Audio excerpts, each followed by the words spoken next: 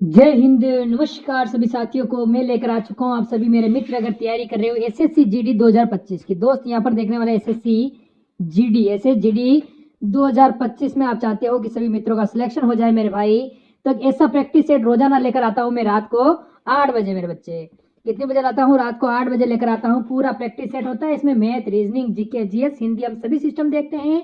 और एक बात बता दूं मेरे बच्चे, मैंने 1000 क्वेश्चन की सीरीज स्टार्ट की है, जिसमें आपको बता दूं 1000 क्वेश्चन आपको जीके के मिलेंगे प्लस 1000 क्वेश्चन आपको हिंदी के मिलेंगे। यानी एक बुक बनाई है मैंने, ये अगर आप लेना चाहो तो बहुत जल्दी आपके सामने आने वाली। यहाँ से आपको 2000 हम पूछेंगे मेरे दोस्त, 21 से लेकर 2024 तक पूछे गए सारे क्वेश्चन इसमें आपको देखने को मिलने वाले हैं। तो मेरे भाई फर्स्ट क्वेश्चन आपके सामने आ चुका है। इस प्रैक्टिस सेट को कोशिश करें कि पूरा हम लगा सके, जिससे कि सिलेक्शन में एक बहुत बड़ी हेल्प मिलेगी और पता चलेगा पेपर किस टाइप से हमसे। जिसकी भुजाएं घुटनों तक लंबी हो, उसके लिए एक शब्द अगर आपसे पूछा जाए तो आपको बताना है साथियों अजानुबाहु, और ये एग्जाम में आपके क्वेश्चन ट्रेंड करेगा। उसके बाद देखिए किस शब्द की वर्तनी अशुद्ध है बताइए। देखिए यहां पर अगर बात करें साथियों, अगर बात करें ग्रह ऐसा ही लिखा जाता है, कृष्ण भी ऐसे लिखा जाता है और कृपा भी ऐसे लिखा जाता है, लेकिन घृणा की अगर बात करते हैं तो कुछ इस तरीके से लिखा जाता है। तो कौन सी साथियों वर्तनी यहां पर अशुद्ध होगी? जो ऑप्शन नंबर ए में लिखी हुई। उसके बाद देखिए साथियों कि जिसकी जड़ ना हो, यानी कि जिसकी जड़ नहीं हो, उसको हम लोग क्या कहेंगे साथियों? उसको क्या कहा जाएगा? उसको निर्मूल कहा जाएगा। ये बात आपको मालूम होना चाहिए। इस प्रश्न का सही जवाब आपको मालूम होना चाहिए। उसके बाद देखिए दधी का साथियों अगर तद्भव रूप की बात करते हैं तो दधी एक, अगर बात करें देखिए एक तत्सम शब्द है, एक तरीके से बात करें दधी का तद्भव रूप आपसे पूछा गया है तो दही हो जाएगा। यानी कि आंसर अगर आपका भी ऑप्शन नंबर सी के साथ तो बिल्कुल करेक्ट भाई, बहुत बढ़िया, वेरी गुड क्लास। साथियों एसएससी जीडी की अगर बात करें, इस बार आपको एक सीट मैं दिलवा कर रहूंगा। जितनी भी साथियों अभी तक मैंने क्लासेस कर दी हैं, वो सभी क्लासेस साथियों आपके एग्जाम के लिए बहुत इंपॉर्टेंट होगी। और वो सारी क्लासेस अगर आप देख लेते हैं और इस क्लास को साथियों आप लोग एक बेहतर अंदाज में फुल कंसंट्रेशन के साथ साथियों अगर आप देख लेते हैं तो एग्जाम को क्रैक करना कोई मुश्किल काम नहीं, ये बहुत आसान आपके लिए हो जाएगा। अति उपसर्ग का मतलब क्या होता है आपसे पूछा जा रहा है। देखिए किसी काम की अति कर दी जाए, मतलब बहुत ज्यादा वो काम कर दिया जाए, तो एक ट्रिक है, एक तरीके से आप लोग ध्यान रख सकते हैं। तो बाहुल्य आप लोग ध्यान रखेंगे, यानी कि अति उपसर्ग का मतलब क्या होता है? तो बाहुल्य होता है। उसके बाद देखिए अगले नंबर का प्रश्न आपकी स्क्रीन पर है कि प्रतिकूल का विलोम क्या होगा? तो प्रतिकूल का विलोम क्या होगा साथियों? अनुकूल होगा। आंसर आपका जाएगा ऑप्शन नंबर सी के साथ। उसके बाद देखिए निम्नलिखित में से एक विष्णु का पर्यायवाची नहीं। देखिए विष्णु के पर्यायवाची कौन कौन से होते हैं ये आपको मालूम होना चाहिए। कमलेश की अगर बात करें ये विष्णु का पर्यायवाची है, और कमलाकांत भी विष्णु का पर्यायवाची है, और अगर बात करें कमलापति भी विष्णु का पर्यायवाची है, लेकिन कमलासन साथियों विष्णु का पर्यायवाची नहीं है। तो यही आपका जवाब हो जाता है।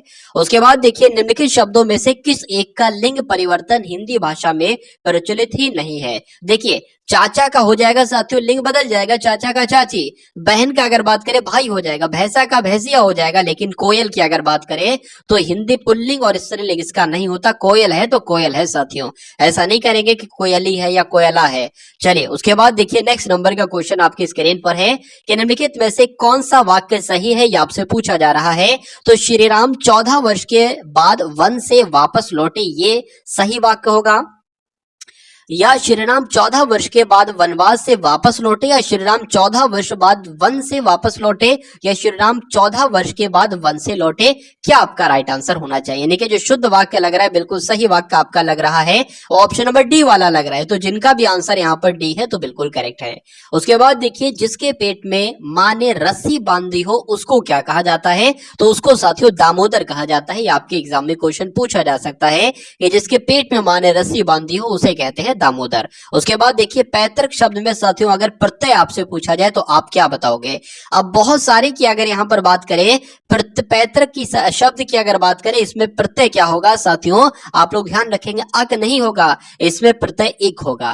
तो आंसर की अगर बात करें, आंसर आपका जाएगा ऑप्शन नंबर सी के साथ। उसके बाद देखिए निष्काम शब्द में उपसर्ग क्या होगा बताइए। देखिए निष्काम की उपसर्ग की बात करें ना तो निस जो है ना ये इसका उपसर्ग हो जाएगा, और नीचे जो हलंत लगा है वो हलंत भी लगेगा। लगेगा। बिना हलंत वाला साथियों राइट आंसर ना लगा देना, वरना वो आपका गलत हो जाएगा।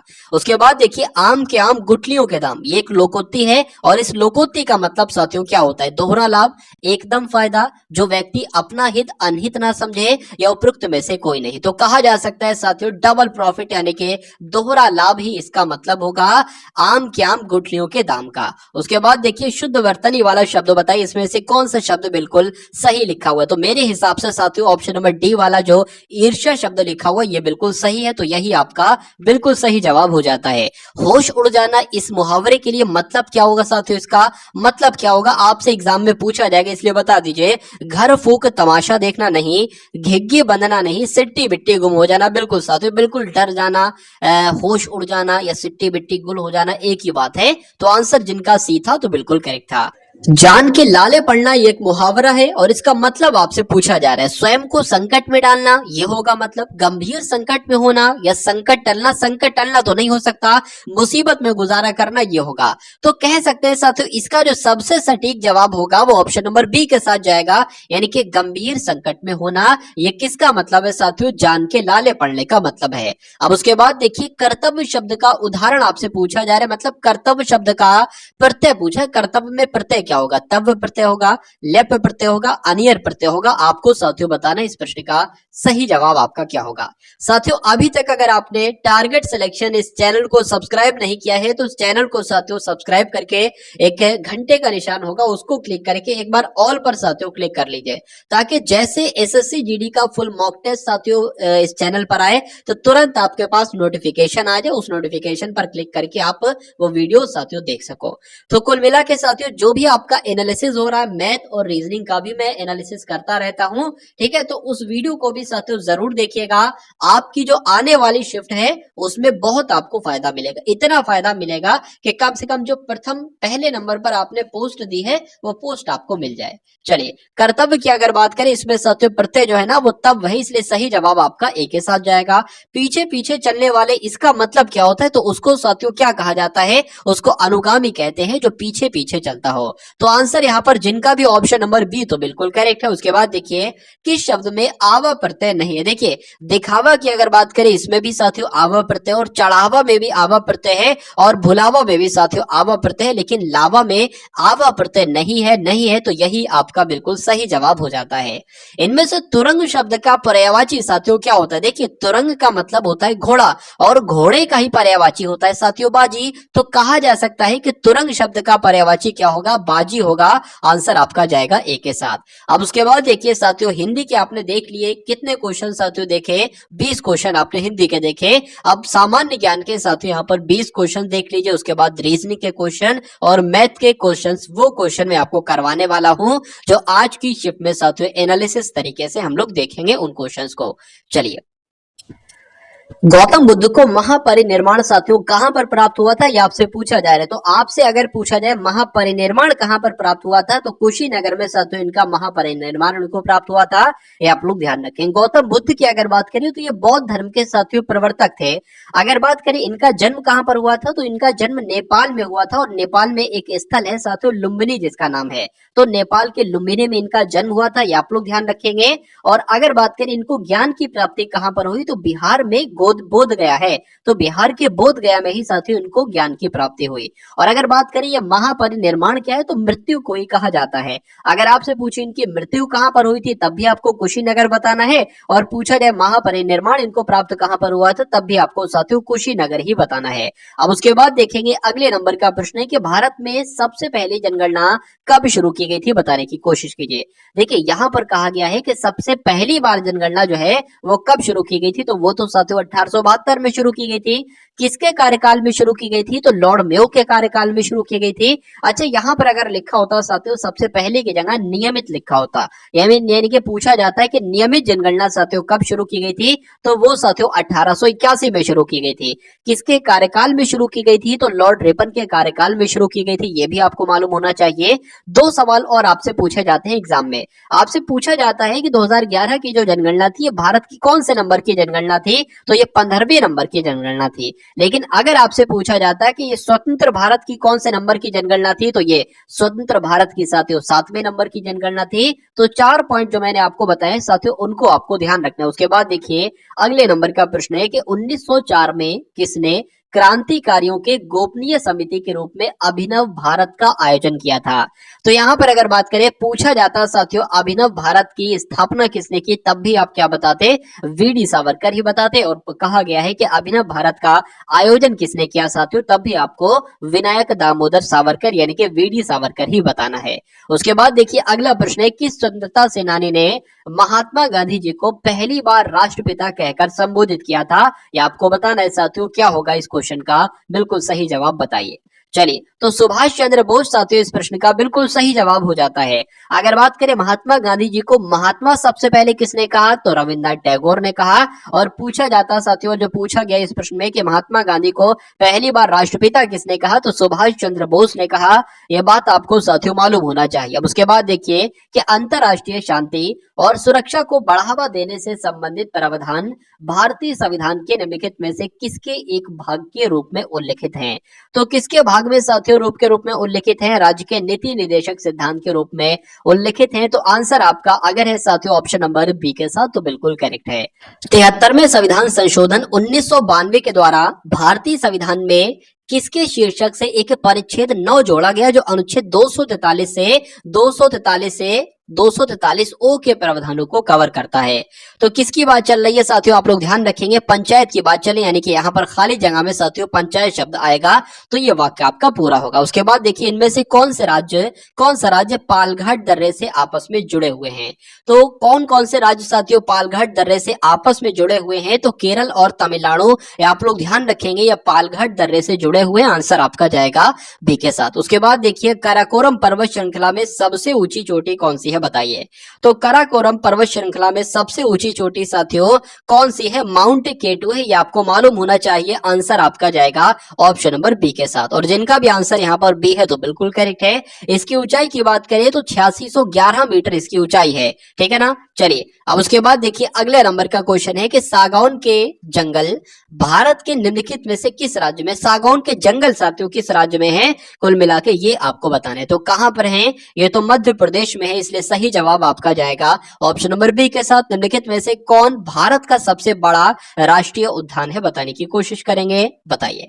देखिए अगर बात करें यहाँ पर हम लोग हेमिस राष्ट्रीय उद्यान की, हेमिस नेशनल पार्क की जब हम बात करते हैं साथियों, तो ये भारत का सबसे बड़ा राष्ट्रीय उद्यान है, ये आप लोग ध्यान रखेंगे। और पूछा जाए ये कहां पर है, तो ये लद्दाख में है। कहां पर है साथियों, लद्दाख में है। और अगर आपसे पूछा जाए सुंदरवन राष्ट्रीय उद्यान कहां पर है, तो पश्चिम बंगाल में।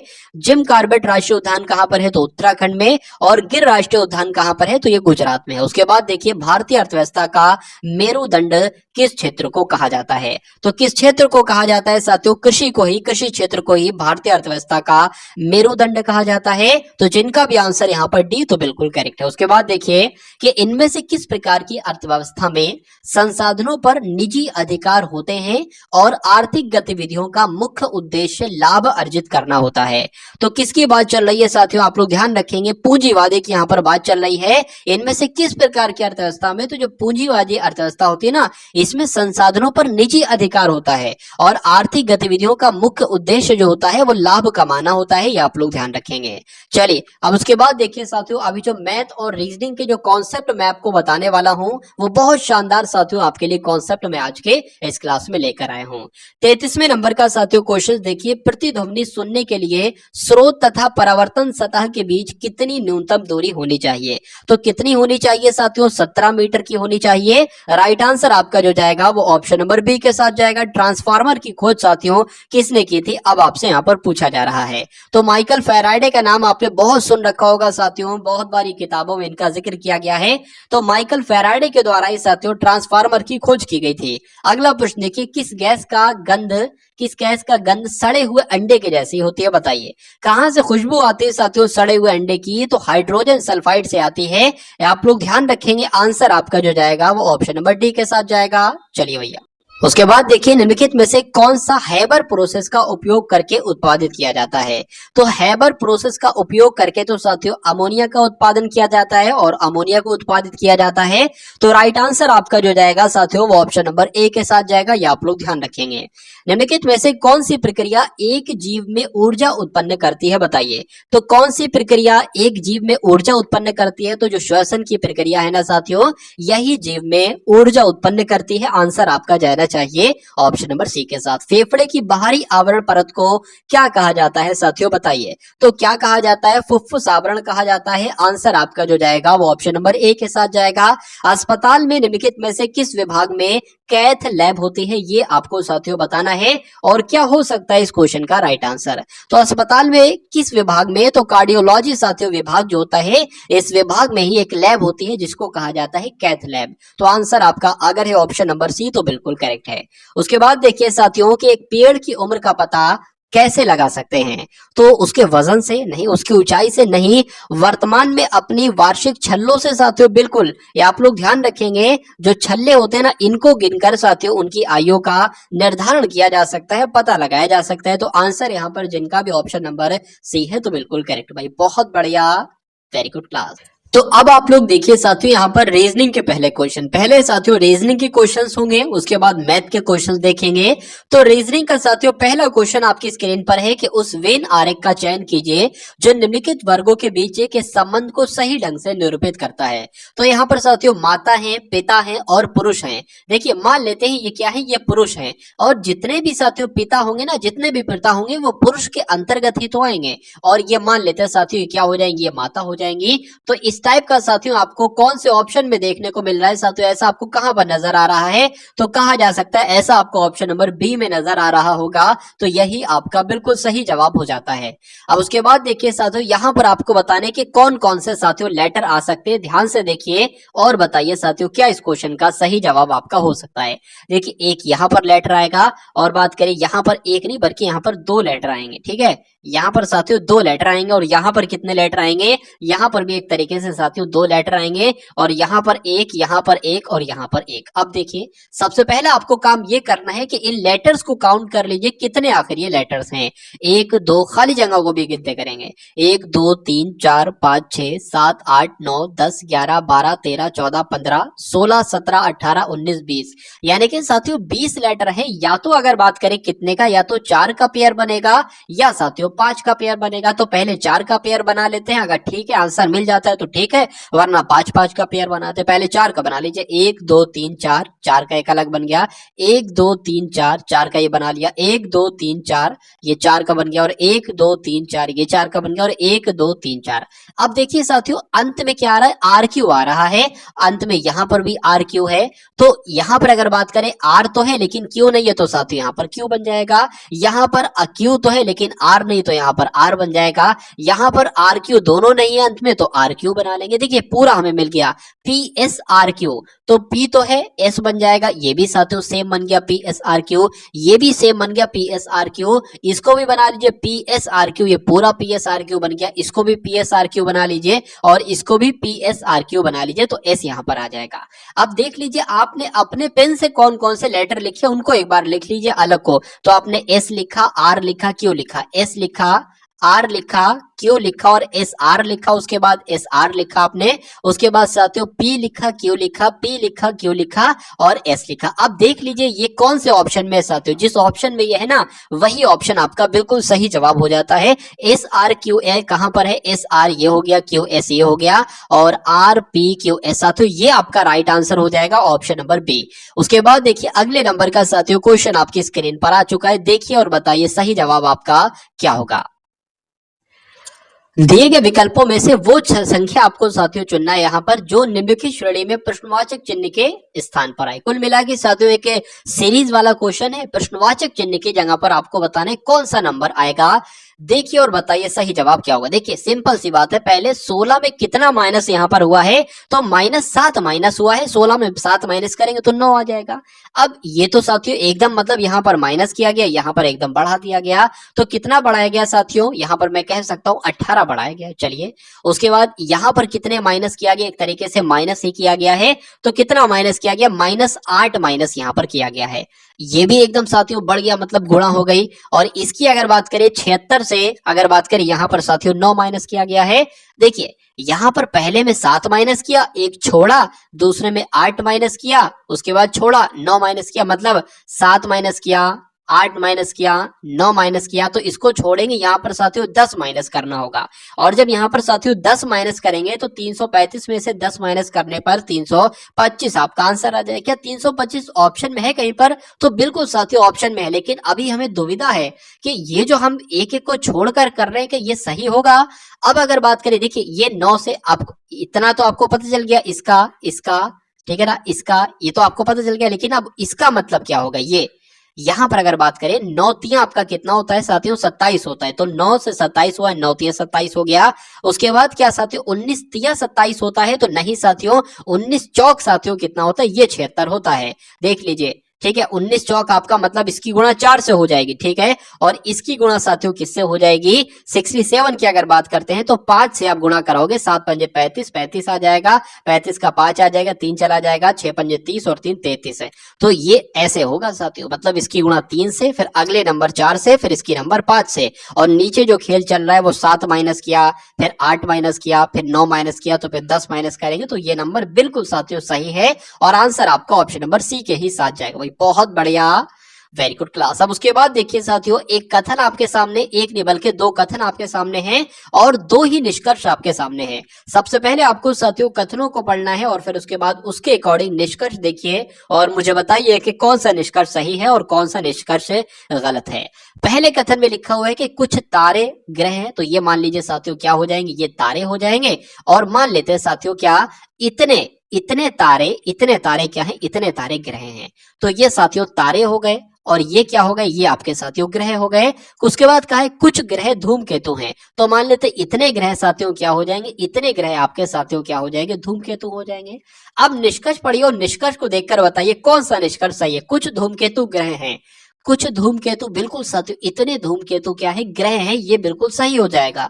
सभी तारे धूमकेतु हैं, तो तारे तो साथियों यहां पर हैं और धूमकेतु यहां पर है, दूर दूर तक कोई नाता नहीं, कोई रिश्ता नहीं, तो ये आपका गलत हो जाएगा साथियों। कुल मिला के अगर बात करें कथन एक सही है। और ऐसा कहां पर लिखा हुआ है, ऐसा कहां पर लिखा हुआ है साथियों, ऐसा तो आपका ऑप्शन नंबर डी में आपको नजर आ रहा होगा। तो एग्जाम में साथियों इस टाइप का क्वेश्चन आपसे पूछा जाएगा तो आपको छोड़ के नहीं आना है, बल्कि उस क्वेश्चन का सही जवाब देकर आना है। चलिए अब उसके बाद देखिए साथियों, यहां पर अगर बात करें लिखा हुआ है कि जिनके फलकों पर 1 से 6 तक, ये तो लिखा ही होता है साथियों, 1 से 6 तक फलक होंगे, उस संख्या का पता लगाइए जो संख्या 6 वाले फलक के विपरीत है। चलिए तो इसको भी देख लेते हैं साथियों, क्या इसमें है क्या नहीं है। 6 के विपरीत आपको बताना है। मान लीजिए अगर ये 2 है, 2 का विपरीत क्या होगा, 2 का विपरीत इधर वाला होगा, 3 के उधर वाला होगा, ठीक है ना। तो ऐसे ही साथियों 6 का विपरीत आपसे पूछा जा रहा है। अब मुझे एक बात बताइए कि यहाँ पर कोई ऐसा नंबर है जो सेम सेम हो, बिल्कुल 3 यहाँ पर भी है और 3 यहाँ पर भी है, तो इस वाले का हम लिख लेते हैं साथियों, एक तो ये वाला 3 हो जाएगा और ये एक ये 3 वाला हो जाएगा। अब 3 के बाद कौन सा आई है, दक्षिणावर्त में घुमाइए जरा, 3 के बाद 1 आया है तो 1 लिख लेंगे, 1 के बाद 4 आया है तो 4 लिख लेंगे। उसके बाद दूसरा काम, ये 3 है ना, 3 के बाद क्या आया है तो 2 आया है, 2 लिख लेंगे, और 2 के बाद क्या आया है साथियों, 5 आया है तो 5 लिख लेंगे।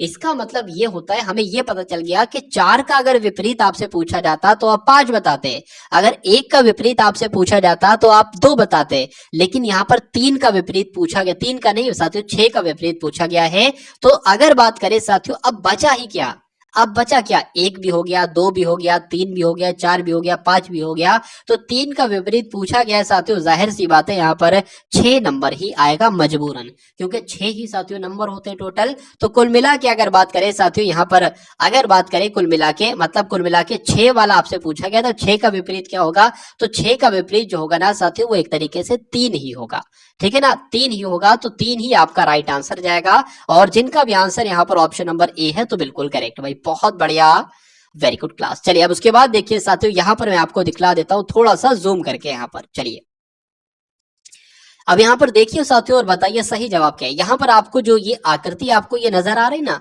आपको बताना है ये आकृति आपको कहां पर दिख रही है। ऑप्शन नंबर ए में, बी में, सी में, या आपको कहां पर दिख रही है साथियों डी में, ये आपको देखना है और बताना है साथियों आपका सही जवाब यहाँ पर क्या हो सकता है। चलिए देखिए यहां पर अगर बात करें, एक यहां पर एक आयत टाइप का है, ठीक है। तो क्या आपको यहां पर आयत दिख रहा है? ये तो ऊपर को आयत है और ये नीचे को है, यहां पर तो बिल्कुल उल्टा है, तो यह नहीं हो सकता। यहां पर आयत तो है साथियों, लेकिन उसके ऊपर ये चौकोर टाइप का है, उसके ऊपर ये नहीं है, तो ये भी नहीं हो सकता। यहां पर अगर बात करें, यहां पर साथियों आपको आयत भी नजर आ रही है, यहां पर आपको ये भी ऐसा ऊपर को नजर आ रहा है जैसे यहां पर है, लेकिन यहां पर थोड़ा सा गैप है, यहां पर कोई गैप नहीं है साथियों। लेकिन आप जो यहां पर देखेंगे चौकोर है बिल्कुल साथियों, एक ऊपर टेढ़े में चौकोर यहां पर भी है और यहाँ पर थोड़ा सा गैप भी है, और साथियों ये जीरो टाइप का भी बना हुआ है जैसे यहाँ पर बना हुआ है। तो कुल मिला के आंसर आपका जो जाएगा वो ऑप्शन नंबर ए के साथ जाएगा, और जिनका भी आंसर यहाँ पर ऑप्शन नंबर ए है तो बिल्कुल करेक्ट भाई, बहुत बढ़िया, वेरी गुड क्लास। अब उसके बाद देखिए अगले नंबर का साथियों क्वेश्चन आपकी स्क्रीन पर आ चुका है, देखिए और बताइए सही जवाब आपका यहाँ पर क्या हो सकता है। NOTION को क्या लिखा जाता है? 1 3 1 2 7 1 8। यहाँ पर तो नंबर बहुत है कुल मिला के, जितने ये है साथियों उसके डबल लग रहे हैं एक तरीके से अगर बात करें। देखिए NOTION को साथियों ये लिखा जाता है, तो उसी प्रकार आपको बताना BEAUTIFI को साथियों क्या लिखा जाएगा। यहाँ पर एक चीज मुझे नोटिस करी है मैंने, क्या कि N यहाँ पर भी है और N यहाँ पर भी है, और N का जो कोड आया है ना साथियों वो 13 आया है। क्या आया है? 13 आया है। यहाँ पर कहीं N है? नहीं है। तो ऐसा भी नहीं है साथियों कि कोड है, मान लीजिए N का कोड 13 है तो N का कोड यहाँ पर होता तो 13 लिखते, ऐसा भी नहीं है, क्योंकि ऐसा ही नहीं। तो उसके बाद साथियों अगर बात करें O का कोड यहाँ पर क्या है साथियों? 12 है, और यहाँ पर भी 12 है। लेकिन O की बात करें साथियों, O का विपरीत L होता है, और L का कोड होता है साथियों 12। और कहीं ऐसा तो नहीं साथियों कि N का विपरीत होता है M, और M का कोड होता है साथियों 13, ऐसा तो नहीं, ऐसा ही है साथियों। T का विपरीत की अगर बात करें साथियों G होता है, और G का यहाँ पर लिखा हुआ एक तरीके से लेटर पोजीशन साथ होती है। तो समझ में आ गया साथियों अब क्या है। देखिए B की जगह पे क्या लिखेंगे? B का विपरीत क्या होता है? Y होता है, और Y होता है साथियों 25 नंबर पर। तो 25 कहां पर लिख रहा है आपको? एक तो ये दिख रहा है, ये दिख रहा है, ये दिख रहा है, ये दिख रहा है। उसके बाद अगर बात करें Y का विपरीत क्या होता है? Y का विपरीत साथियों B होता है, तो 2 होना चाहिए। अब 2 यहां पर है, यहां पर है, या तो साथियों ये आंसर होगा या आपका ये आंसर होगा, ठीक है। चलिए उसके बाद अगर बात करें E का विपरीत क्या होता है? ठीक है, आपका LOVE आपने पढ़ा होगा ना, तो V हो जाएगा, V हो जाएगा। V किस पर आता है साथियों? 22 पर आता है, तो 22 यहां पर आ जाएगा। 22 साथियों सिर्फ यहां पर है ना, यहां पर है, और ये तो आंसर ही नहीं छोड़ सकता। तो कुल मिला के आपका आंसर जो जाएगा वो ऑप्शन नंबर ए के साथ जाएगा। सारा आपको चेक नहीं करना है, क्यों सारा आप सारा चेक करके टाइम वेस्ट करोगे? सारा चेक करोगे तब भी आंसर यही होगा, और छोटा सा चेक किया है तब भी आंसर यही होगा। एग्जाम में आपको साथियों बिल्कुल ऐसी गलती नहीं करना है, क्योंकि टाइम बहुत कम होता है साथियों आपके एग्जाम में। चलिए अब उसके बाद देखिए साथियों अगले नंबर का क्वेश्चन आपकी स्क्रीन पर आ चुका है, देखिए और बताइए सही जवाब आपका क्या हो सकता है। देखिए 6 मित्र हैं ABCDEF, एक सीधी क्षैतिज पंक्ति में उत्तर की ओर मुंह करके बैठे। चलिए तो साथियों एक पंक्ति यहां पर है, यहां पर कुल मिला के 6 लोग बैठे, 1 2 3 4 5 6, 6 लोग यहां पर बैठे हैं। कहा गया है कि उत्तर की तरफ मुंह है, इनका सबका मुंह ऊपर की तरफ है। बैठे हैं। F और C के बीच में कौन बैठा है साथियों? B बैठा है, ठीक है। तो F और C के बीच में हम बैठा लेते हैं साथियों, F और C के बीच में, F और C के बीच में साथियों B आपका बैठ जाएगा। उसके बाद लिखा हुआ है कि E जो है ना, E ये C के दाईं ओर तीसरे स्थान पर है।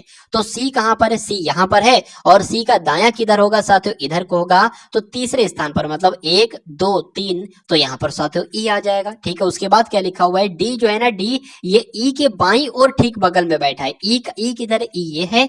E का बायां किधर होगा? ये होगा। तो D साथियों यहां पर बैठा है। उसके बाद कहा गया है कि B के दाईं ओर दूसरे स्थान पर कौन बैठा है? B के दायां ये होगा, ये होगा। तो बताना है आपको कि यहां पर कौन बैठा है। देखिए अगर बात करें यहां पर A की सिर्फ कमी है, A से F तक है ना, तो A से F तक सब है, सिर्फ A की कमी है, तो A साथियों यहां पर होना चाहिए। कुल मिला के आपका भी आंसर जाएगा जहां पर ऑप्शन नंबर A लिखा होगा, यानी कि A लिखा होगा जो कि ऑप्शन नंबर B में लिखा हुआ है।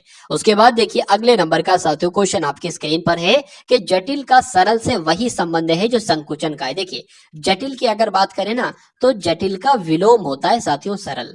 जटिल का विलोम होता है सरल, और जब हम बात करते हैं साथियों संकुचन का विलोम क्या होता है, तो संकुचन के विलोम की अगर बात करें, संकुचन का विलोम साथियों प्रसार होता है। तो आंसर यहां पर अगर है आपका ऑप्शन नंबर बी, तो बिल्कुल करेक्ट भाई, बहुत बढ़िया, वेरी गुड क्लास।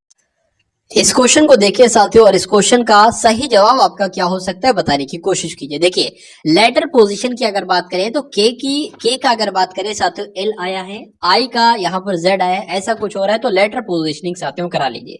के की बात करें साथियों, के आपका 11 पर आता है, आई 9 पर आता है, एल साथियों आपका 12 पर आता है, ओ आपका 15 पर आता है। तो यहाँ पर मैं 12 लिख देता हूँ, यहाँ पर साथियों 12 पर आता है, ओ आपका 15 पर आता है, जी 7 पर, और आर 18 पर, ए 1 पर, और एम साथियों 13 पर आता है।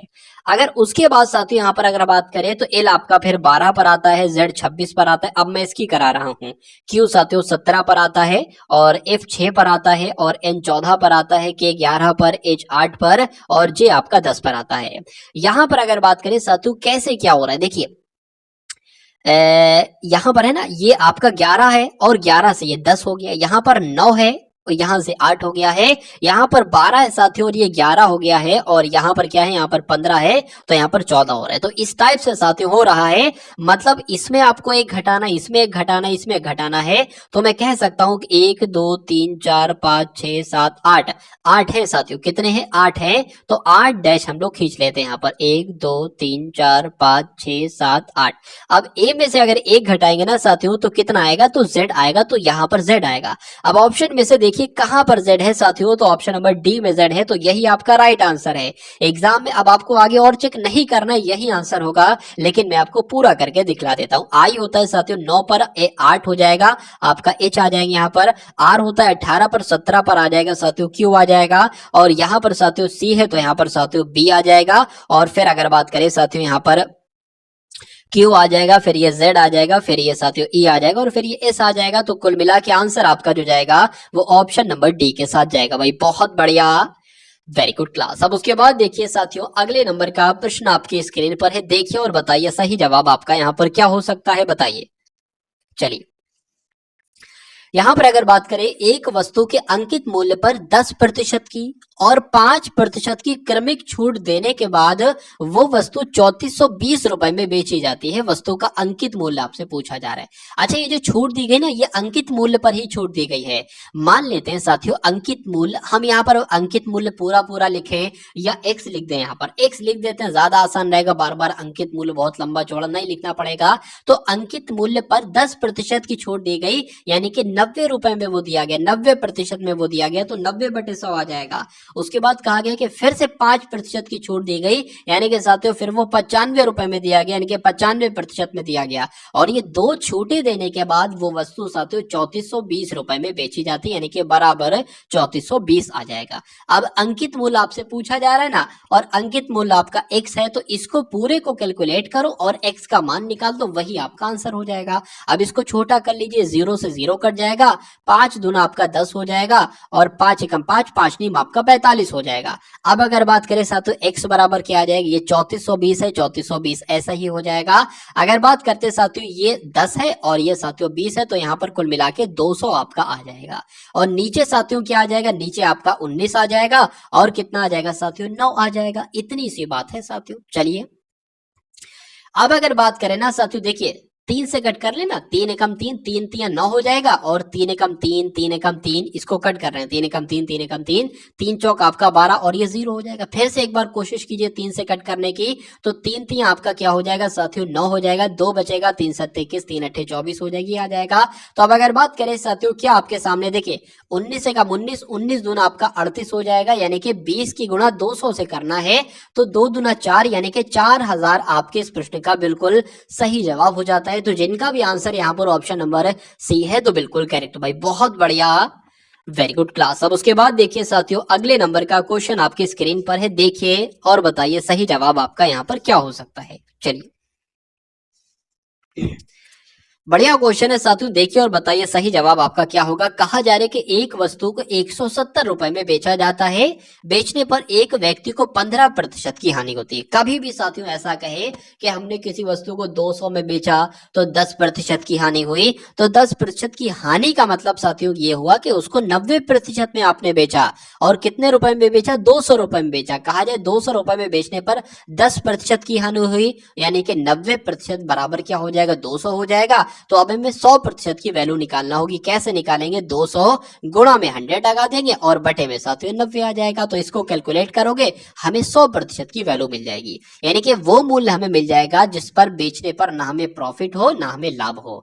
अब अगर बात करते हैं साथियों इस क्वेश्चन की, तो 15% की हानि होती है, यानी कि उस वस्तु को 85% में बेचा जाता है और प्रश्न में दिया गया उसको 170 में बेचा जाता है। ठीक है, तो यहां पर अगर बात करें उसका क्रय मूल्य एक तरीके से क्या होगा, तो 100% का निकालने के लिए 170 इंटू 100 बटे में साथियों 85 आ जाएगा। ठीक है ना, 85 आ जाएगा। 17 एकम 17 हो जाएगा, 17 पंजे 85 हो जाएंगे। 5 एकम 5, 5 दूना आपका 10 हो जाएगा। 2 की 100 से गुणा करेंगे साथियों क्या आ जाएगा? 200 आ जाएगा। यानी कि कहा जा सकता है कि उस वस्तु का कॉस्ट प्राइस क्या होगा? 200 होगा, यानी कि क्रय मूल्य साथियों क्या होगा? 200 होगा। अब उसके बाद की लाइन पढ़िए कि यदि वह 206 रुपए .40 में बेची जाती है तो उसे कितने रुपए का प्रॉफिट होता है? देखिए 200 में खरीदी गई और 6 और कितने में साथियों एक्स्ट्रा में 6, इतने रुपए का तो लाभ हुआ, 6 रुपए 40 पैसे का लाभ हुआ, एक तरीके से कह सकते हैं। लेकिन इसको प्रतिशत में आपको बदलना है, ये आपसे कहा जा रहा है। तो इसको प्रतिशत में बदलेंगे साथियों, गुणा 100 लगाएंगे और गुणा 100 लगाएंगे, भाग देंगे क्रय मूल्य से नीचे जो आपका 200 है। 2 नंबर के बाद पॉइंट लगाए, पॉइंट गायब करेंगे, नीचे साथियों 2 जीरो बढ़ जाएगा। अब इससे ये आपका कट जाएगा। अब ऊपर आपका आ जाएगा 640, नीचे आपका साथियों आ जाएगा 200। इस जीरो से ये जीरो कट जाएगा। यहां पर अगर बात करेंगे 2 से कट करेंगे 32 आ जाएगी, यहाँ पर आपका 10 आ जाएगा। इस जीरो को हटाएंगे और यहाँ पर पॉइंट लगाएंगे, यानी कि अगर बात करते हैं साथियों 3.2% का प्रॉफिट होगा। और ऐसा कहां पर लिखा हुआ है साथियों? ऑप्शन नंबर डी में लिखा हुआ है। तो यही आपका बिल्कुल सही जवाब हो जाता भाई। बहुत बढ़िया, वेरी गुड क्लास। अब उसके बाद देखिए साथियों अगले नंबर का क्वेश्चन आपकी स्क्रीन पर आ चुका है। क्रमशः 6 सेंटीमीटर, 8 सेंटीमीटर और 10 सेंटीमीटर भुजाओं वाले 3 ठोस धात्विक घन हैं। मान लेते हैं साथियों एक तरीके से घन है ये, एक घन ये हो गया, एक घन ये हो गया, एक घन ये हो गया। मान लीजिए कहा गया है साथियों, क्या कहा गया है कि इनकी भुजाओं के बारे में साथियों बताया गया है कि अगर मान लीजिए इसकी 6 भुजा है, इसकी 8 भुजा है, इसकी 10 भुजा है, तो ये 3 ठोस धात्विक घनों को अगर इन तीनों को कुल मिला के पिघलाया जाता है, ये कहा गया है कि अगर पिघलाया जाता है तो उसके बाद एक नया ठोस, मतलब इन तीनों को पिघलाकर एक नया घन मान लीजिए बनाया जाता है। तो नए घन की भुजा की माप साथियों कितनी होगी? देखिए अगर बात करें इन तीनों का, अगर इसको पिघलाकर ये बनाया जाता है तो इसका आयतन क्या, इसका आयतन और इसका आयतन साथियों बराबर होगा। ये बात आपको ध्यान रखना है। अब साथियों बढ़ते हैं हम लोग इस सवाल के जवाब की तरफ। क्या होगा देखिए, मान लेते हैं साथियों पहले वाले का जो घन है ना उसकी भुजा कितनी है? 6 है, तो मान लेते हैं a बराबर 6 है। दूसरे वाले की कितनी है साथियों? मान लेते हैं a2 बराबर साथियों 8 है और a3 की अगर बात करें तो कितनी है साथियों? 10 है। अब यहाँ पर एक बड़ा वाला भी है, एक बड़ा वाला भी है साथियों, उसको मान लेते हैं जो इन तीनों को बनाकर बनाया जाता है ना, उसको मान लेते हैं साथियों इतना है। तो उसकी इसकी घन की भुजा, मतलब इसकी भुजा ही आपको एक तरीके से चाहिए है। ठीक है ना, तो चलिए हम लोग देख लेते हैं साथियों। यहाँ पर अगर बात करें इस ए वाले की भुजा हमको चाहिए है। अगर बात करें इसका आयतन और मैंने कहा था कि इनका आयतन बराबर है, तो इनके आयतन की बात करें, इनका आयतन प्लस ये वाले का आयतन, ये 2 है, ये 1 है, और प्लस अगर बात करें इसका आयतन, ये आपका 3 हो जाएगा। बराबर है ये मतलब, ठीक है ना। अगर बात करें अभी हमें ए की वैल्यू चाहिए है, वो हम पता कर लेंगे। देखिए कैसे करेंगे। ए की बात करें, ए कितना है? 6 है, तो 6 का क्यूब कितना हो जाएगा साथियों? 216 हो जाएगा। ए क्यूब कितना है? यानी कि 8 का क्यूब साथियों कितना हो जाएगा? आपको मालूम होना चाहिए, 512 हो जाएगा। और ए 3 कितना है? 10 है, तो 10 का क्यूब कितना हो जाएगा साथियों? 1000 हो जाएगा। तो इनको अगर साथियों जोड़ेंगे तो तो 1512 कितना हो जाएगा, 1512 हो जाएगा। और 216 अगर साथियों उसमें जोड़ते हैं तो ये 8, ये 2, ये 7, ये 1 आ जाएगा। यानी कि ए क्यूब कितना आएगा साथियों, 1728 आएगा। और अगर बात करें ए क्यूब 1728 का मतलब है कि ये किसी संख्या का घन होगा, तो ये 12 का साथियों घन होता है। किसका घन होता है, 12 का घन होता है। तो ए बराबर कितना आ जाएगा साथियों, 12 आ जाएगा। तो 12 आपका बिल्कुल सही जवाब हो जाएगा, जो कि आपका ऑप्शन नंबर सी में। भाई बहुत बढ़िया, वेरी गुड क्लास। 75 भाग 30 ऑफ 5/7। यहाँ पर साथियों कुछ मिसिंग है, वो मैं आपको बता देता हूँ क्या यहाँ पर मिसिंग। देखिए 75 जैसे लिखा, 75 भाग यहाँ पर 30 ही आएगा। 75 भाग 30 और -3 बटे यहाँ पर 4 है, और उसके बाद ऑफ है, फिर ये सब है। अब अगर साथियों सबसे पहले अगर बात करें, सबसे पहले जो ब्रैकेट के अंदर है इसको आप लोग सॉल्व कर लीजिए। तो 3 3 9 हो जाएगा, और 9 और 1 साथियों कितना हो जाएगा, 9 और 1 आपका 10 हो जाएगा, इनके 10/3 आ जाएगा। उसके बाद माइनस लिख दिया, 3 एकम 3, 3 और 2 साथियों 5 बटे यहाँ पर 3 आ जाएगा। अब अगर बात करते हैं नीचे, नीचे तो सेम है 3, तो एक बार उतार लेंगे, ऊपर साथियों 10 - 5 आ जाएगा। तो यहाँ पर कितना आ जाएगा, 5/3 आ जाएगा। यानी कि पूरा इसको कैलकुलेट करके साथियों, इसको कैलकुलेट करके कितना आएगा, 5/3 आएगा। माइनस लगा लिया। अब अगर बात करें इसको सॉल्व करा लेते ना, ठीक है। तो 5/7 लिखा है, तो 5/7 हमने 7 लिख लिया। इस भाग का निशान हम इसको गुणा में बदल लेंगे, लेकिन गुणा में बदलने के बाद एक शर्त होती है कि इसकी उल्टा पलटी होगी। जैसे 9/14 लिखा है ना, तो 14/7 यहाँ पर 9 हो जाएगा, और -5/3 ये है। अब देखिए साथियों, 7 एकम 7, 7 दूना आपका 14 हो जाएगा, ठीक है। अब क्या हो जाएगा, 5 दूना आपका 10 हो जाएगा, और यहाँ पर नीचे आपका 9 आ जाएगा, -5/3 आ जाएगा। अब इसको साथियों आप देख लीजिए, कितना कितना आपके पास आ गया, 10/9 आ गया, -5/3 आ गया। अब यहाँ पर अगर बात करें साथियों, यहाँ पर क्या था, यहाँ पर 3/4 था। और फिर ये क्या था साथियों, फिर आपका अगर बात करें ये आपका 75 था, उसके बाद साथियों भाग 30 था, उसके बाद -3/4 था, उसके बाद यहाँ पर ऑफ था। अब यहाँ पर चूंकि साथियों ऑफ है, तो यहाँ पर इसका मतलब गुणा आ जाएगा, यानी कि 10/9 से पहले गुणा आ जाएगा। और ये 3/4 लिखा हुआ है, 3/4 साथियों लिख जाएगा। ये क्या है, ये 75/30 है ना, मतलब 75 भाग 30, तो 15 दूना 30 हो जाएगा, 15 पंजे 75 हो जाएंगे, यानी कि इसकी जगह 5/2 आ जाएगा गुणा में, 5/2 आ गया। तो अब आपके पास साथियों कितना रहा, इतना रहा जितना आपके सामने। अच्छा यहाँ पर माइनस आएगा, यहाँ पर मैंने गुणा का निशान क्यों लगा दिया, यहाँ पर तो माइनस आएगा, क्यों, क्योंकि यहाँ पर भी माइनस है। चलिए अब अगर साथियों बात करते हैं, अब किसको सॉल्व कराना है, अब इसको सॉल्व करा लीजिए। 2 आ जाएगा यहाँ पर, और यहाँ पर साथियों 10 आ जाएगा। तो अब आपके सामने जो आया है 5/2 माइनस से 5 3 आपका 15 हो जाएगा, 5 3 15, और यह क्या हो जाएगी, आपका 18 हो जाएगा, -5/3 यहाँ पर साथियों आ जाएगा। चलिए ठीक है। अब अगर बात करें साथियों, इसको कैलकुलेट करा ले, इस पूरे को कैलकुलेट करा ले, 5/2 आपके पास आ गया है। अच्छा इसको और ये कट रहा है, 3 पंजे आपका 15 हो जाएगा, 3 छंग 18 हो जाएगा। अब आपके पास साथियों क्या आया, अब आपके पास आया है 5/2 -5/6 -5/3 आपके पास आ गया है। देखिए अब अगर बात करें इसको और इसको कैलकुलेट करा लेते, 6 यहाँ पर है ना, इसको भी 6 बना लो, आसान रहेगा। इसको 6 बनाओगे तो साथियों 3 से गुणा कराओगे, और इसकी भी 3 से गुणा कराओगे, तो कहा जा सकता है ऊपर साथियों कितना हो जाएगा, ऊपर 3 पंजे 15 आपका हो जाएगा, और नीचे आपका कितना हो जाएगा, 6 हो जाएगा। तो नीचे तो 6 हो जाएगा साथियों, ऊपर 15 हो जाएगा, नीचे भी 6 नीचे भी 6, तो एक बार 6 आ जाएगा, और ऊपर 15 में से 5 जाएगा तो 10 आ जाएगा। यहाँ पर कितना था, 5/3 था। इसको भी साथियों ऐसा करो, 6 बना लो, तो 2 से इसकी गुणा कराओगे तो ये 6 बन जाएगा, 2 से इसकी गुणा कराओगे तो ये 10 बन जाएगा। नीचे भी 6, इधर भी 6, इधर भी 6 हो जाएगा, और 10 में से 10 जाएगा तो साथियों 0 बचेगा। तो आंसर आपका क्या जाएगा, 0/6 जाएगा। और जब ऐसा होता है कि 0 के बटे में कोई नंबर होता है, तो वहां पर आंसर आपका 0 ही होता है। तो 0 ऑप्शन में है, बिल्कुल है साथियों, ऑप्शन नंबर बी में है, तो यही आपका बिल्कुल सही जवाब हो जाता है। एक वस्तु का अंकित मूल्य 450 रुपए है। इसे 10%, X% और 20% की 3 क्रमिक छूटों के बाद इसको 267.30 रुपए में बेचा जाता है। X का मान आपसे साथियों यहाँ पर पूछा जा रहा है। देखिए अंकित मूल्य साथियों कितना है, अंकित मूल्य है 450। इस 450 पर यानी कि इस अंकित मूल्य पर साथियों पहले जब 10% की छूट दी जाती है, यानी कि इसको 90% में बेचा जाता है। क्या कह सकते हैं, 90/100 हो जाएगा। ठीक है, X% की बात आई, देखिए कभी भी मान लीजिए जैसे 10% यहाँ पर है, तो हमने उसको कितना लिखा, एक तरीके से 100 - 10 100 माइनस 10/100 ऐसे करके तो लिखा, तभी तो साथियों ये 100 में से 10 जाएगा तो 90 बटे बचेगा, यानी कि 90 में से 100 होगा। 20 होता तो हम क्या लिखते साथियों, यहाँ पर 100 माइनस 20 लिखते, 20 लिखते, लेकिन ये संख्या हमें पता है तो हमने यहाँ पर घटा दिया। लेकिन अगर ये संख्या साथियों हमें पता ना होती तो हम क्या करते, तो हम 100 माइनस x कर देते। अब जैसे कि ये यहाँ पर x प्रतिशत है, तो यहाँ पर हमें क्या करना पड़ेगा साथियों, 100 माइनस x बटे 100 करना पड़ेगा। उसके बाद देखिए एक और साथियों छूट दी जाती है 20% की, यानी कि तो कितना हो जाता है, 80/100 हो जाता है। तो अब इन छूटों को देने के बाद वो जो वस्तु बेची जाती है वो साथियों कितने रुपए में बेची जाती है, 267.30 रुपए में बेची जाती है। तो 267.30 रुपए में बेची जाती है। एक्स का मान आपसे पूछा जा रहा है, यानी कि ये जो एक्स है ना, एक्स, इसका मान साथियों आपसे पूछा जा रहा है कितने प्रतिशत की उसको छूट दी गई। चलिए तो यहां पर अगर बात करें, देखिए x का मान आपको इस पूरे को कैलकुलेट कराना है और x का मान आपको निकालना है। इसकी अगर बात करें तो 20 चौक आपका 80 हो जाएगा, 20 पंजे आपका साथियों 100 हो जाएगा।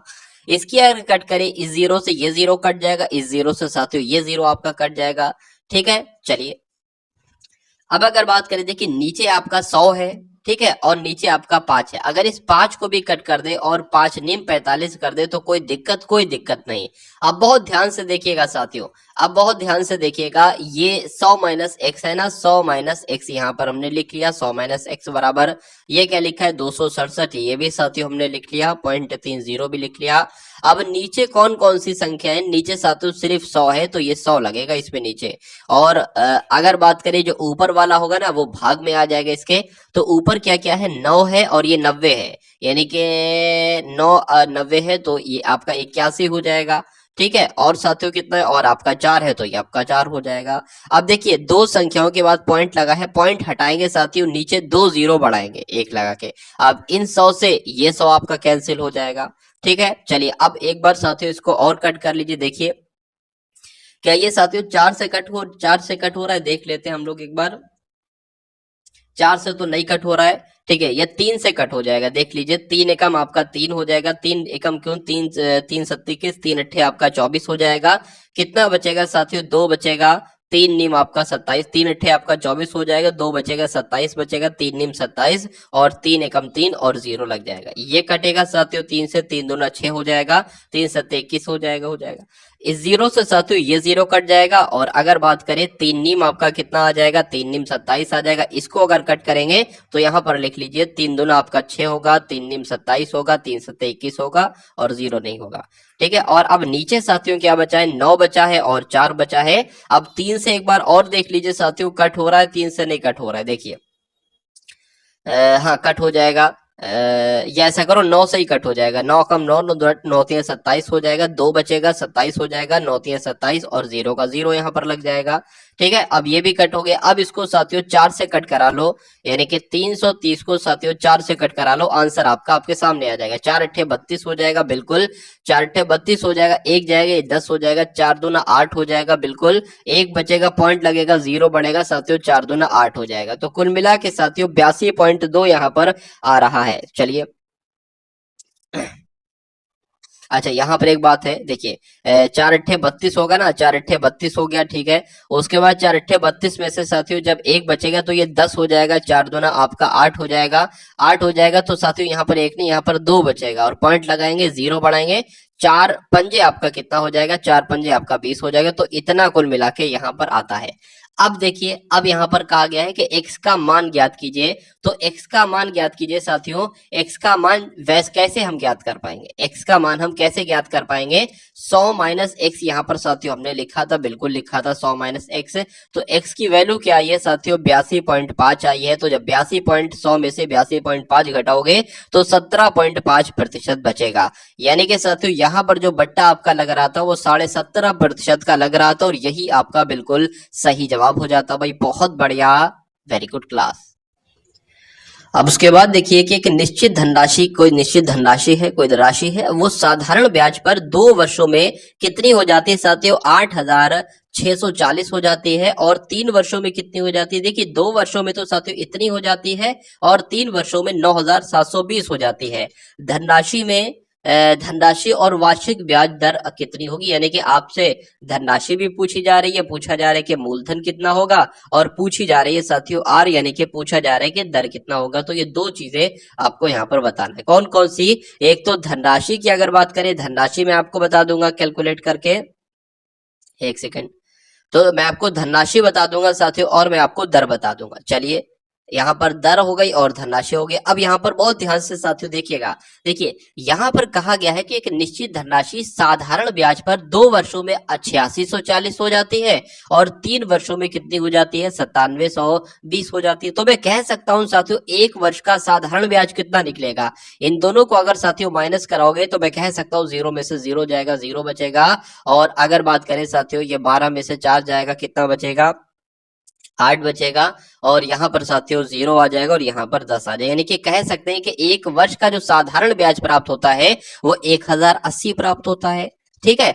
अब यहाँ पर साथियों देखिए, 2 वर्ष का साधारण ब्याज है, 2 वर्ष का साधारण ब्याज है, तो इसकी जरा 2 से गुणा कराओ। मैं ये देखना चाहता हूं कि 2 वर्ष का साधारण ब्याज है कितना आखिर। तो 2 वर्ष की अगर इससे गुणा करा लेंगे तो ये साथियों 2160 हो जाएगा। तो मैं कह सकता हूं इसमें 2 वर्ष का साधारण ब्याज भी ऐड है। मतलब ये जो संख्या है ना, इसमें मूलधन तो है, इसमें 2 वर्ष का साधारण ब्याज भी ऐड है, क्योंकि लिखा हुआ है। और 2 वर्ष का साधारण ब्याज हमने निकाल लिया है। तो हम जब इसमें से 2 वर्ष का साधारण ब्याज घटा देंगे तो ये मूलधन ही तो निकल आएगी, यानी कि पहले प्रश्न का हमें जवाब मिल जाएगा। तो 8640 में से साथियों 2160 घटाएंगे, जो कि 2 वर्ष का साधारण ब्याज है, तो हमें कितना मिल जाएगा?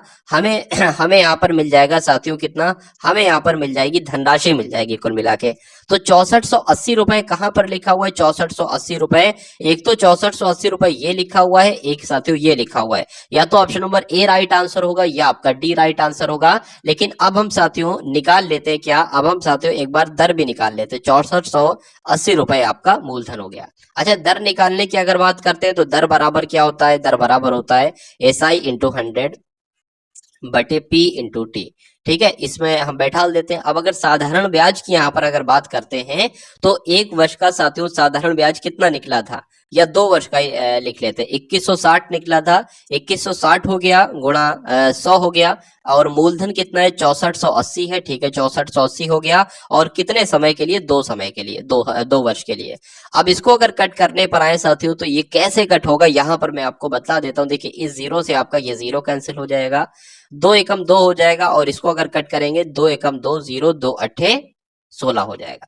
ठीक है, इतना कट हो गया। अब अगर बात करें इसको यहाँ पर लिख लीजिए 10800, और यहाँ पर कितना आ जाएगा? 648 आ जाएगा। इतना अब साथियों बचा है कुल मिला के, और कुछ नहीं है। चलिए, 2 ही से कट कर लेते हैं। 2 3 6, 2 2 4, 2 चौक 8 हो जाएगा, 2 पंजे 10, 4 आ जाएगा, 00 आ जाएगा। फिर से 2 से कट करें, 2 एकम 2, 2 छंग 12, 2 दूना 4 हो जाएगा। यहाँ पर साथियों आपका 2 दूना 4, 2 सत्ते 14, ये आ जाएगा। 2 से कट करेंगे, 2 अट्ठे 16, 2 एकम 2 आ जाएगा। इसको कट करेंगे साथियों, 2 एकम 2, 2 3 6 आपका आ जाएगा, 2 पंजे 10, 1350 आ जाएगा। 3 से अगर कट करें ना तो 3 चौक 12 आ जाएगा, 3 पंजे 15 आ जाएगा। अगर इसको कट करेंगे 3 एकम 3, सॉरी 3 दूना 6 आ जाएगा, और यहाँ पर 2 चला जाएगा, 3 सत्ते आपका 21 आ जाएगा।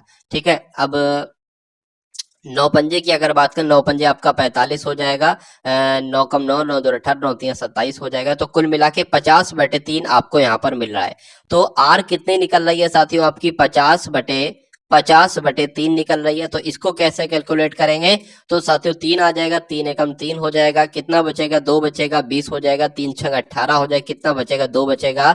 तो आर भी साथियों निकल गई। आर कितनी आती है साथियों? 16 सही 2 बटे 3 आती है।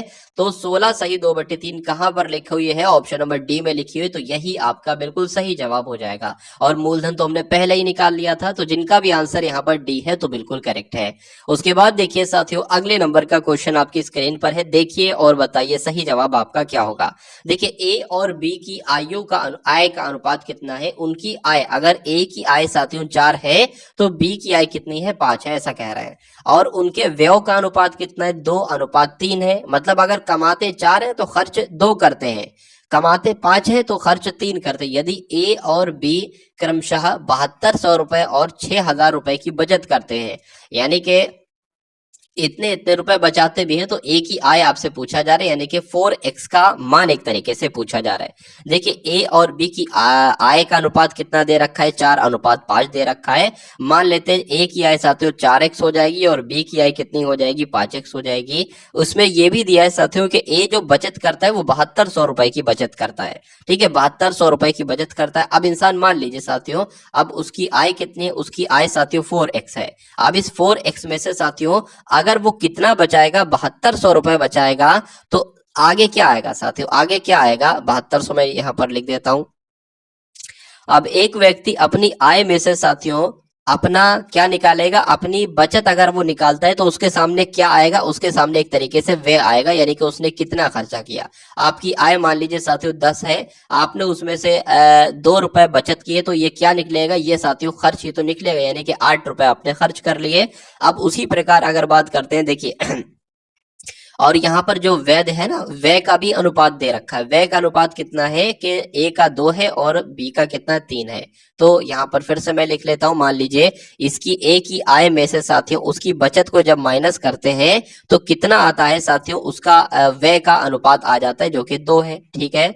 अब उसी प्रकार अगर बात करें साथियों बी की आय कितनी है, 5x है, इसमें से ये बचत कितनी करता है, 6000 रुपए की बचत करता है, तो साथियों इसका भी अनुपात आ जाएगा व्यय का, तो 3 है। तो ये अब इसको साथियों आपको सॉल्व करना है, बस और कुछ नहीं आपको करना है। 4 आपका साथियों 12x हो जाएगा, 12x हो गया। 72 की 3 से साथियों कराओगे 216 आ जाएगा, 216 डबल 0 लग जाएगा, बराबर 5 दूना 10x आ जाएगा और 6 दूना साथियों 12 आ जाएगा यहाँ पर। चलिए तो ये आपका 12,000 हो गया। अब देखिए यहाँ पर 12x है और ये 10x है, उधर है बराबर के, इधर आएगा माइनस का हो जाएगा, तो 2x बचेगा। अब 2x बराबर साथियों कितना हो जाएगा, 2x बराबर आपका 216 में से, अब अगर मैं यहाँ पर लिखूं तो 216 डबल 0 में से कितना घट जाएगा साथियों, 12,000 घट जाएगा, ठीक है ना। तो 216 में से जरा 120 साथियों घटा लो, 216 में से 120 घटाओगे क्या बचेगा, 6, और यहाँ पर साथियों 9 बचेगा, 96 बचेगा कुल मिला के, ठीक है, यानी कि 9600 बचेगा। तो अब आप साथियों यहाँ पर देख पा रहे होंगे कि 2x बराबर कितना है, 2x बराबर 9600 है। तो x बराबर कितना होगा, 2 की भाग कर दो, पता चल जाएगा, 2 चौक 8 हो जाएगा, 2 अट्ठे 16 हो जाएगा, यानी कि 4800 हो जाएगा। यानी कि x का मान साथियों कितना आ गया साथियों, 4800 आ गया। अब देखिए अब a की आय कितनी थी साथियों, 4x थी, ठीक है ना। तो x बराबर 4800 है, तो 4x की वैल्यू क्या होगी साथियों, 4800 की 4 से गुणा करा लो, 4 अट्ठे 32, 2 0 लगा दो, 4 अट्ठे 32 हो जाएगा, 4 चौक 16 और 3 साथियों 19 हो जाएगा। तो 19,200 साथियों ये ए की आय निकल आएगी। बी की भी आय निकाल लेंगे, एक्स की वैल्यू 4800 है और बी की आय कितनी है, 5x है, तो 5 की गुणा 4800 से करा लो, बी की आय निकल जाएगी। तो इस टाइप से साथियों आपको समझना है। चलिए सीमा आयु में रीमा से 8 वर्ष छोटी है साथियों, क्या लिखा है बहुत ध्यान से देखना, और बहुत अच्छा क्वेश्चन ये आपके एग्जाम में आएगा कि सीमा रीमा से 8 वर्ष, यानी कि कुल मिला के साथियों 2 लड़कियां हैं, एक है सीमा, क्या एक है सीमा साथियों और एक कौन है, एक है रीमा। चलिए सीमा और रीमा 2 लड़कियां हैं। रीमा यानी कि सीमा जो है वो रीमा से 8 वर्ष छोटी है, ठीक है। तो अगर साथियों हम मान लेते हैं रीमा की उम्र कितनी, रीमा की उम्र अगर x है तो सीमा की उम्र कितनी हो जाएगी साथियों, x माइनस 8 हो जाएगी, क्योंकि साफ साफ कहा गया है कि सीमा जो है ना, सीमा ये 8 वर्ष छोटी है। तो जब इसमें से इसकी आयु में से 8 को माइनस करेंगे तभी तो आएगी। तो कुल मिला के अब आपको सीमा की भी आयु पता चल गई, रीमा की भी आयु पता चल गई। उसके बाद कहा गया है कि अगर 4 वर्ष पहले कहेगा तो इसमें से 4 माइनस करेंगे, इसमें से भी 4 माइनस करेंगे। 4 वर्ष पहले उनकी आयु का अनुपात कितना था, 1:2 था। तो हम लिख लेते हैं साथियों, यहां पर देखिए x माइनस 8, ये तो आपका हो जाएगा वर्तमान आयु। 4 वर्ष पहले की बात की है तो 4 माइनस कर देंगे, इसमें से भी साथियों 4 माइनस कर देंगे, ठीक है। और इन 4 वर्ष पहले की अगर बात करें, उनका अनुपात कितना था, 1:2 था, यानी कि अगर सीमा 1 साल की थी तो रीमा 2 साल की थी। इतनी बात आपको समझ में आ गई होगी। अब देखिए साथियों यहाँ पर, अब साथियों यहाँ पर अगर बात करते हैं, ये 8 भी माइनस का है और 4 भी माइनस का है, तो 8 और 4 जुड़ जाएगा, कितना हो जाएगा साथियों, 12 हो जाएगा, लेकिन माइनस ही आएगा। उसके बाद x माइनस 4 है तो x माइनस 4 ही हो जाएगा, 1/2 है, 1/2 हो जाएगा। अब इसको कैलकुलेट करा लीजिए, 2 की x से गुणा होगी साथियों तो 2x हो जाएगा, 12 दूना 24 हो जाएगा। अगर बात करें x आ जाएगा, माइनस कितना आ जाएगा, 4 आ जाएगा। अब यहाँ पर देखिए 2x लिखा हुआ है, ये उधर वाला x इधर आएगा तो 2x माइनस x हो जाएगा, यानी कि x ही बचेगा सिर्फ। और जब साथियों यहाँ पर x बचेगा तो उसके बाद क्या हो जाएगा, उसके बाद यहाँ पर 24 हो जाएगा और माइनस का 4 हो जाएगा। तो कुल मिला के x बराबर जो आपके सामने आएगा वो कितना आएगा साथियों, वो 20 आएगा, यानी कि x बराबर 20 अब आपको मान मालूम पड़ गया। अब यहाँ पर क्या कहा जा रहा है, 2 अब से 6 वर्ष बाद सीमा की आयु क्या होगी। देखिए सीमा की उम्र वर्तमान समय की पहले निकालिए, तो x माइनस 8 और x की वैल्यू है 20, यानी कि 20 माइनस 8 कितना हो जाएगा, 12 हो जाएगा। तो 12 तो अभी वर्तमान समय की आयु है, 6 वर्ष बाद की उम्र पूछ रहा है ना, तो 6 वर्ष इसमें जोड़ दीजिए, कितना आ जाएगा साथियों, 18 आ जाएगा। तो आपका आंसर किस ऑप्शन के साथ जाएगा, 18 के साथ ही जाएगा। अगर आपसे ये पूछता रीमा की वर्तमान आयु कितनी है, तो 20 है। 6 वर्ष बाद की पूछता तो 26 वर्ष आप बता देते। तो कुल मिला के जिनका भी आंसर यहाँ पर ऑप्शन नंबर बी है तो बिल्कुल करेक्ट है। उसके बाद देखिए साथियों अगले नंबर का क्वेश्चन आपकी स्क्रीन पर आ चुका है, देखिए और बताइए सही जवाब क्या है। चलिए तो 6 + 3 लिखा हुआ है, 6 + 3 ऑफ 7, यहाँ पर साथियों 7 - 5 है, ब्रैकेट बंद है, भाग लिखा हुआ 2 ऑफ 11 लिखा है, इसका मान आपसे पूछा जा रहा है। देखिए 6 + 3 लिखा है तो 6 + 3 आ जाएगा, और ऑफ का मतलब साथियों गुणा होता है तो 7 - 5 आ जाएगा। अब यहाँ पर इसको सबसे पहले आपको सॉल्व करना है, और भाग हो तब भी नहीं, सबसे पहले इसको साथियों सॉल्व करना है। उसके बाद ब्रैकेट बंद हो जाएगा, ब्रैकेट बंद हो गया, भाग का निशान आ गया साथियों, बिल्कुल भाग का निशान आ गया। और यहाँ पर अगर बात करें 2 × 11 है ना, तो कितना आ जाएगा, 22 आ जाएगा, ठीक है। अब 6 प्लस यहाँ पर साथियों 3 × 7 = 21 हो जाएगा, और माइनस यहाँ पर 5 हो जाएगा, तो 21 6 कितना हो जाएगा, 27 हो जाएगा। और 27 में से साथियों 5 जाएगा तो कितना बचेगा, 22 बचेगा। अब 22 भाग 22 है, तो जब 22 की भाग करोगे साथियों 22 से तो कितना बचेगा, एकम 1 एकम 1, तो 1 आपका साथियों बिल्कुल सही जवाब हो जाता है। अब उसके बाद देखिए अगले नंबर का क्वेश्चन आपकी स्क्रीन पर है, देखिए और बताइए सही जवाब आपका क्या होगा। देखिए अच्छा क्वेश्चन है, शानदार क्वेश्चन यहाँ पर आपकी स्क्रीन पर है। अगर बात करें कि सोनी और गीता एक साथ मिलकर किसी काम को 8 घंटे में करती हैं, तो सोनी मान लीजिए एस हो गई और गीता क्या हो गई, गीता जी हो गई। तो सोनी और गीता मिलकर किसी काम को 8 दिन में करती हैं, और सोनी अकेले क्या, सोनी अकेले साथियों उस काम को 12 दिन में 12 घंटे में करती है। गीता अकेले अगर उस कार्य को करे, गीता अकेले अगर उस कार्य को करे तो कितने घंटे में समाप्त करेगी, आपसे पूछा जा रहा है। तो साथियों उसके बाद सेकंड स्टेप आपको करना होता है, यहाँ पर एक ऐसा नंबर लेना होता है जो कि 8 के पहाड़े में भी आए और 12 के पहाड़े में भी आए, और कितनी बार में आएगा, 8 × 3 = 24, तो 3 यहाँ लिख लोगे, 12 × 2 = 24, तो यहाँ लिख लोगे। तो अब आपको कुल मिला के ये पता चल गया कि एस और जी 1 घंटे में कितना काम करते हैं, 1 घंटे में 3 काम करते हैं। आपको ये पता चल गया कि एस 1 घंटे में कितना काम करता है साथियों, 2 काम करता है। तो मैं कह सकता हूं साथियों, देखिए एस अगर 1 घंटे में, यहाँ पर मैंने आपको बताया कि 2 काम करता है, तो जाहिर सी बात है जी 1 घंटे में 1 काम करेगा, क्योंकि ये जब दोनों मिलकर ही तो 3 काम कर रहे हैं ना, इसलिए। तो टोटल काम क्या है, टोटल काम साथियों 24 है, और जब टोटल काम 24 है और जी की अगर बात करिए 1 घंटे में 1 काम कर रहा है, तो ये 24 काम को कितने घंटे में निपटाएगा, 24 घंटे में निपटाएगा। तो आपसे यही पूछा गया था कि उस गीता अकेले उस काम को कितने घंटे में करेगी, तो 24 घंटे में करेगी। तो 24 कहां पर लिखा हुआ है साथियों, ऑप्शन नंबर डी में लिखा हुआ है, तो यही आपका बिल्कुल सही जवाब हो जाता है। उसके बाद देखिए साथियों ये 60वें नंबर का क्वेश्चन है, ठीक है ना, ये 60वें नंबर का साथियों क्वेश्चन है। देखिए 1 विलियन में एल्कोहल और जल का अनुपात कितना है, मगर जैसे कि कहा गया है कि एल्कोहल अगर 4x है तो जल कितना है, जल 3x होगा। इस विलियन की 350 मिलीलीटर मात्रा में, मतलब इस पूरे की मात्रा कितनी है, एक मान लेते हैं साथियों एक ड्रम है, इसमें 350 ml है, 350 ml है, इसमें पानी भी है, इसमें एल्कोहल भी है, और कहा गया है कि इस विलियन की 350 मिलीलीटर मात्रा में कितना और पानी मिलाने पर, कितना पानी मिलाने पर विलियन में एल्कोहल और जल का अनुपात 5:6 हो जाएगा। तो सबसे पहले साथियों ये निकाल लीजिए कि असल में एक्चुअल में ये जल कितना है और पानी कितने है।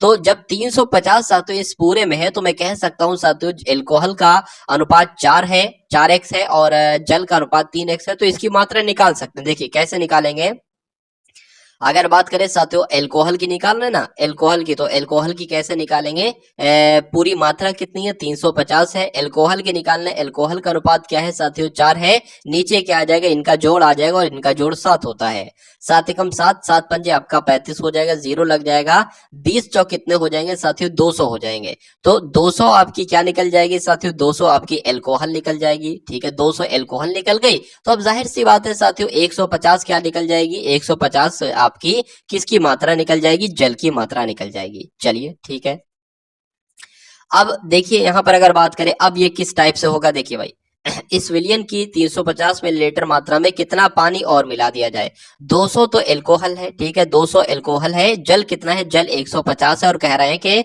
जल में कितनी मात्रा और मिला दे, तो मैं कहूंगा x मात्रा और मिला दो, ताकि मिलाने पर इसका विलियन का यानी कि एल्कोहल और जल का अनुपात जो है वो कितना हो जाए, वो 5:6 हो जाए, यानी कि एल्कोहल जो है वो 5 हो जाए और जल जो है वो 6 हो जाए, जब x में x मिला देते हैं साथियों, जल में x की मात्रा, तो कुल मिला के इसको कैलकुलेट कर लीजिए और x का मान निकाल लीजिए, 6 दूना आपका 12 हो जाए, यानी कि 1200 हो जाएगा, बराबर अगर बात करें यानी कि प्लस अगर बात करें, ठीक है प्लस ही आएगा।